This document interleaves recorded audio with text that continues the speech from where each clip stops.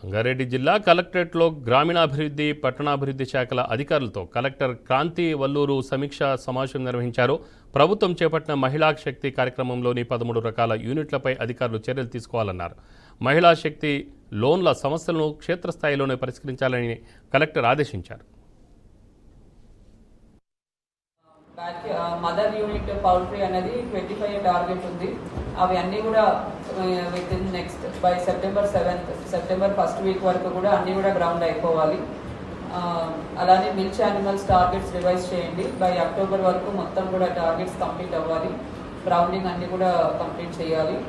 తర్వాత back yard poultry units కూడా and food processing units అన్నీ కూడా as per monthly targets complete చేసుకోవాలి.